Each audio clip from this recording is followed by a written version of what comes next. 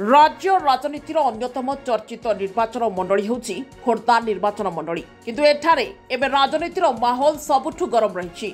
एठी आसन में किए प्रार्थी हेबे काहाकु टिकेट मिलिबो से ने जो कल्पना जल्पना लागी रहितिला सेतिरे पूर्णच्छेद टाणी बीजेडी एवं बीजेपी उभय निज निज प्रार्थी घोषणा करिसेंती किंतु बीजेपी प्रार्थी को नहीं एठारे हट्टगोल आरंभ होइछि। दुई जण दाबीदार कालू खंडायत्रा एवं प्रशांत जगदेव मध्यरु दल प्रशांत को यह आसन पर टिकेट देछि जहां पर कालू दीर्घ दिन आशा पानी फटका परि मिलाई जाइछि। तेबे निज दलीय कर्मीकर एभली निष्पत्ति को तीव्र विरोध करने सहित असंतोषर नियारे कोहलुछंती कालू निज शह शह समर्थकों को नहीं मणिपड़ारे विशाल समावेश करने सहित निजर शक्ति प्रदर्शन करिसेंती। एहा सह अपराजिता षडंगीक उपरे बर्षिबा सहित टिकेट कटिबा पछर रहस्य से समस्तक सामने खोली देइछंती।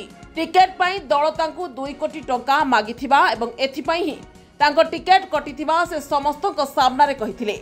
एहा सह प्रशांत जगदेव एवं बीजेपी सांसद प्रार्थी को एथर हराइबा पाई से निजर समस्त बल लगाई देबे बोली घोषणा करिसेंती। अन्यपटे निज दलरू मुह फेराई एथर से स्वाधीन प्रार्थी होई लड़िबे एवं जितिबे बोली दम्भक्ति देखाइछंती। तेबे खोर्धारे कालूंक संगठन मजबूत थिबारु एहार प्रभाव प्रशांत को भोट बैंक उपरे पड़ी पारे बोली आलोचना जोर धरलानी। तेबे देखा जाऊ बीजेपी कालूंक विरुद्ध रे जो निष्पत्ति नेछि ताहा केते प्रभावकारी होउछि एवं खोर्धारे कहार पल्ला भारी रहउछि।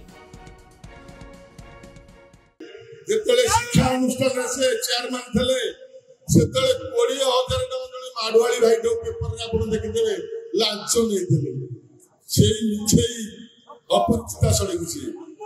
एबे 2 मास तले मते डाकिले घर को बेले काळे बाबू तमे केते टका खर्च करि परियो मते पचार देले मु कहले आज्ञा आउ मु 2 कोटी 10 कोटी खंड खर्च करी 8-10 कोटी अछि 5 कोटी घरे तोई के आइछि मो टक्का से गणी लागे तेणु कहले गोटे काम कर आउ मो पे गोटे 2 कोटी मते दियो आउ मो खर्च करिवि कहले आर थरक आपन पे 5 कोटी की 10 कोटी खर्च मु तो करतेली आपन काई पैसा देबी मोर मो खर्च करी से सकासे मो टिकेट कटिला कारण मते 2 लाख टका 2 कोटी टका मागी देले मु जदी देई थांती से मो ऊपर विश्वास रखता। ब्यूरो रिपोर्ट रियो न्यूज।